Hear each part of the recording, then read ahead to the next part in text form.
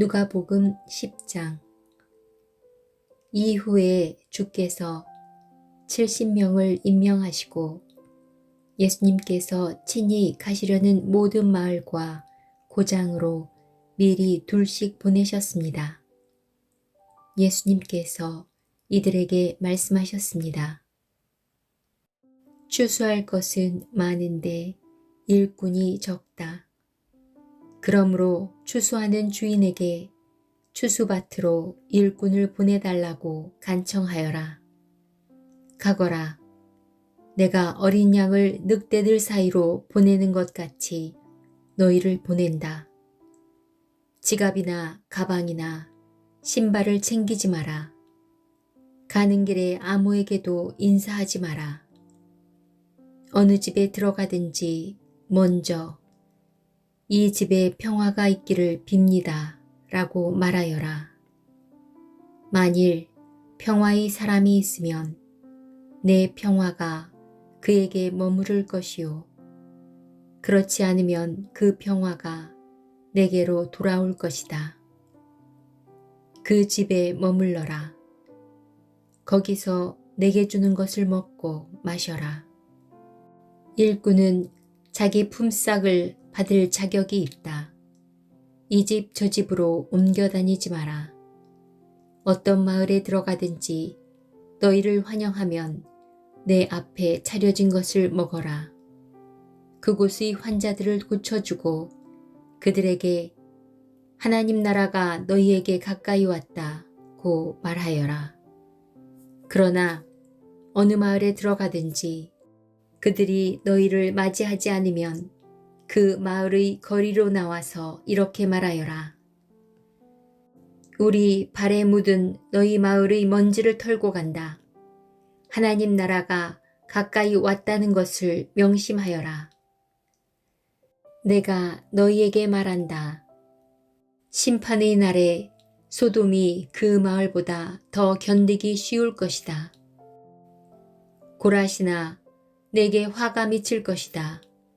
벳세다야 내게 화가 미칠 것이다. 만일 너희에게서 행했던 기적을 두로와 시돈에서 행했더라면 그들은 베옷을 입고 죄를 뒤집어 쓰고 오래전에 회개하였을 것이다. 심판 때에 두로와 시돈이 너희보다 더 견디기 쉬울 것이다. 너 가버나움아, 내가 하늘까지 높아지겠느냐? 오히려 지옥까지 떨어질 것이다. 너희의 말을 듣는 사람은 내 말을 듣는 사람이다. 너희를 배척하는 사람은 나를 배척하는 것이다. 또한 나를 배척하는 것은 나를 보내신 분을 배척하는 것이다. 70명의 제자들이 기뻐하며 돌아와 말했습니다.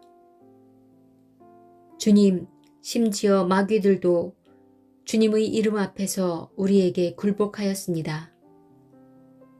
예수님께서 그들에게 말씀하셨습니다. 하늘에서 사탄이 번개처럼 떨어지는 것을 보았다. 보아라, 내가 너희에게 뱀과 전갈을 밟고 원수의 능력을 막을 권세를 주었다. 아무도 너희를 해치지 못할 것이다. 그러나 마귀들이 너희에게 굴복한 것으로 기뻐할 것이 아니라 너희의 이름이 하늘에 기록된 것으로 기뻐하여라. 그때 예수님께서 성령으로 크게 기뻐하시며 말씀하셨습니다. 하늘과 땅의 주인이신 아버지, 이런 일을 지혜롭고 똑똑한 사람들에게는 숨기시고 어린아이들에게는 나타내셨으니 감사합니다. 그렇습니다. 아버지, 이것이 아버지의 은혜로우신 뜻입니다. 내 아버지께서 모든 것을 제게 넘기셨습니다. 아버지 외에는 아들이 누구인지 아무도 모르며 아들과 또 아들이 알려주고자 하는 사람 외에는 아버지가 누구인지 아무도 모릅니다. 예수님께서 제자들에게 돌아서서 따로 말씀하셨습니다. 너희가 지금 보는 것을 보는 눈은 복이 있다. 내가 너희에게 말한다.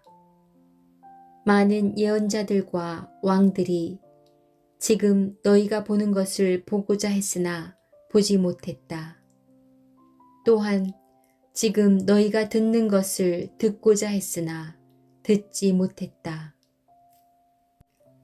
어떤 율법학자가 일어나 예수님을 시험하려고 말했습니다. 선생님, 제가 무엇을 하여야 영생을 얻을 수 있습니까? 예수님께서 그에게 물으셨습니다. 율법에 무엇이라고 기록되어 있느냐? 너는 어떻게 읽었느냐? 율법학자가 대답하였습니다. 내 모든 마음과 모든 목숨과 모든 힘과 모든 뜻을 다해 주 내 하나님을 사랑하라고 하였고 또한 내 이웃을 내 몸같이 사랑하라고 하였습니다. 예수님께서 그에게 말씀하셨습니다. 내 대답이 옳다. 이것을 행하여라. 그러면 살 것이다. 이 사람이 자기를 옳게 보이고 싶어서 예수님께 말했습니다. 그러면 누가 제 이웃입니까? 예수님께서 대답하셨습니다. 어떤 사람이 예루살렘에서 여리고로 내려가고 있었다.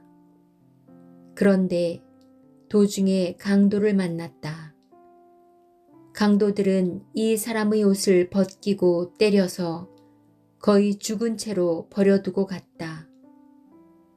마침 한 제사장이 그 길을 내려가다가 그 사람을 보고는 길 반대편으로 피해서 지나갔다. 어떤 레위인도 그곳에 와서 그 사람을 보고는 길 반대편으로 피해서 지나갔다. 이번에는 어떤 사마리아 사람이 그 길을 여행하다가 그가 있는 곳에 이르렀다. 사마리아 사람이 그를 보고 불쌍하게 여겼다. 그래서 그 사람에게로 가서 그의 상처에 올리브 기름과 포도주를 붓고 붕대로 감쌌다. 그리고 그를 자기의 짐승에 태우고 여관으로 데리고 가서 그를 정성껏 보살펴 주었다. 다음 날 그는 은화 2개를 여관 주인에게 주면서 말했다. 이 사람을 잘 보살펴 주세요. 만일 돈이 더 들면 내가 돌아올 때 갚겠습니다. 너는 이 3사람들 중에 누가 강도 만난 자의 이웃이라고 생각하느냐? 율법학자가 대답했습니다. 그에게 자비를 베풀어 준 사람입니다. 그러자 예수님께서 그에게 말씀하셨습니다. 가서 똑같이 하여라. 예수님과 제자들이 여행을 하다가 어떤 마을로 들어갔습니다. 마르다라는 여인이 예수님을 자기 집에 모셔드렸습니다. 마르다에게는 마리아라는 여동생이 있었습니다. 마리아는 예수님의 발치에 앉아서 말씀을 듣고 있었습니다. 마르다는 여러 가지 접대하는 일로 분주하였습니다. 그러다가 예수님께 다가가서 말했습니다. 주님, 저 혼자 이 모든 접대를 하는데 제 동생이 저를 거들지 않는 것을 아무렇지도 않게 생각하십니까? 저를 도우라고 말씀해 주십시오. 그러나 주께서 마르다에게 말씀하셨습니다. 마르다야, 마르다야, 너는 너무 많은 일 때문에 걱정하며 안절부절 못하는구나. 그러나 필요한 일은 오직 한 가지뿐이다. 마리아는 그 좋은 쪽을 선택했으니 빼앗기지 않을 것이다.